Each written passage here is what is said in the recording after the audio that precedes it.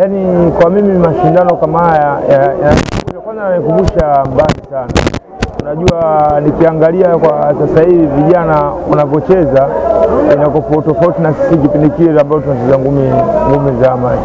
Lakini kwamba huu ni mwanzo. Mimi niko naomba sana chama cha ngumi za Ridhaa wao wanaandaa mashindano haya mara kwa mara, kwa sababu mara nyingi sana kama hivi nimeona leo wamefanya picha vile ambapo mashindano yamefanyika Manyara hapa. Kwa hiyo tunazidi kuibua vipaji vya aina nyingi sana. Naangalia hapa mabondia ambao vijana wadogo wanacheza ngumi vizuri. Kwa hiyo huu ndo msingi mzuri wa katika ngumi za amateur kama sisi tulipotokea huko.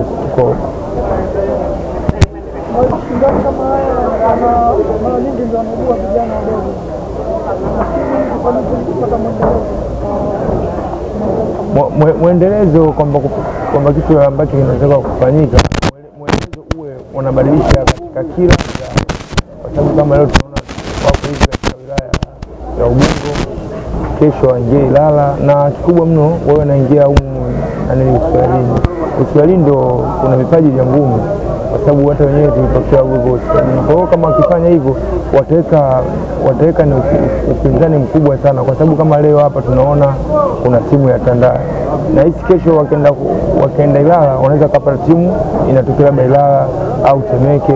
Kwa hiyo sasa hata baadaye unapata nguvu ambapo utaona huko wanatoka Ilala huko Temeke, umeona wanashindana pale, ndio utapata cream ambao mabondia wazuri ambao watatokesha katika mashindano ya kimataifa.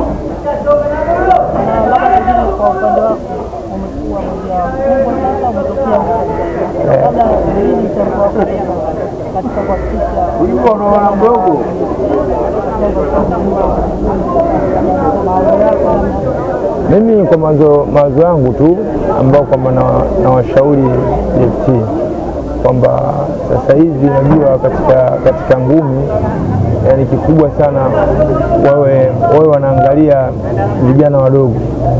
Yani vijana wadogo wanamaanisha vijana wa umri mdogo, kwa sababu unajua ukisha kwanza kumtengeneza kijana wa umri mdogo ndio unaweza ukapata timu ambayo nzuri. Kwamba nilipenda siku kwamba DFT waandae timu ya taifa ya ngumi ya chini ya umri wa 18. Kwa hiyo inaweza ikaita changamoto sana tukapata wachezaji wazuri kuliko sasa hivi mtu unakuta yuko timu ya taifa miaka 30 miaka ngapi, ule ambao tunapata msingi ambao unaishia. Kwa hiyo nahisi tukipata watoto wadogo ambao tunaweka katika timu ya taifa, hapo ndo msingi unaanzia. Kwa hiyo hata baadaye tutajua kama tunatengeneza kitu gani.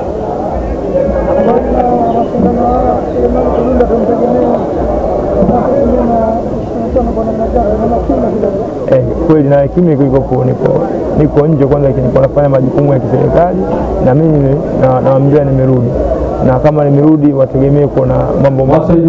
Mwenyewe wanapenda kuniita jini Makata, kwa hiyo wategemee kuona vitu, na mimi nipo na nishaanza training. Kwa hiyo tunashukuru Mwenyezi Mungu, mashabiki wangu naambia wasubirie kazi na wataona kazi. Nilitegemea mpinzani safari anaweza katoka katika nchi za jirani hizi kati ya Kenya, Uganda. Kwa hiyo bado tupo katika changamoto, lakini mechi mwaka huu atoki mtu lazima tutacheza.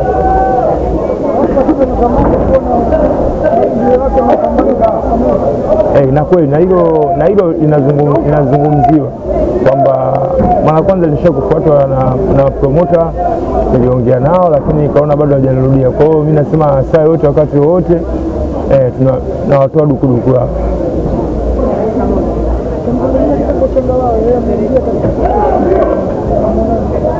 Changalawe ni bondia mzuri, kwa sababu namzungumzia hivyo kutokana katoka katika mikono hii. Kwa hiyo ni bondia mzuri na nipo naye kwenye klabu moja. Kwa hiyo nahisi ataonyesha kile kitu kizuri kama nilichokuwa naonyesha mimi. Ni bondia ambaye kashiriki mashindano ya Ridhaa, kwa hiyo kacheza. Kwa hiyo ukiangalia mabondia wazuri wanatokea huko katika ngumi za Ridhaa. Kwa hiyo na sinaga wasiwasi naye.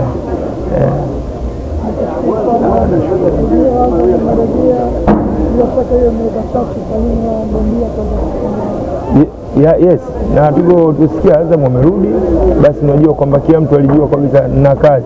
Kwa hiyo ndio maana watu wamejichimbia mbalimbali wanafanya kazi. meneja Samuni pia alizungumza kwamba watu wakaenda kula, watu wako katika maandalizi.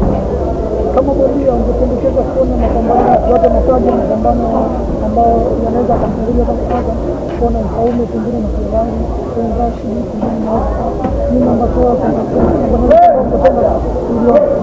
mimi kila siku nasemaga kwamba siwezi nikamtajia mtu, lakini kwamba champion kama champion, unajua huwezi kaitwa champion, lazima tucheze wenyewe kwa wenyewe. Mimi hata mwenyewe napenda kwamba mtu ambaye anaitwa champion tucheze kwanza wenyewe kwa wenyewe, bali tujue kwamba yuko wapi champion, yuko wapi sio champion. Kwa hiyo niko na shauri kwa mabondia zangu kwamba tuchezeni kwanza wenyewe kwa wenyewe, ambao wanajua kabisa huu ni mkali na huyu mkali, tupigane wenyewe kwa wenyewe kwanza kwa Tanzania. Tuachane kwanza na watu wa nje, tupigane wenyewe kwa wenyewe.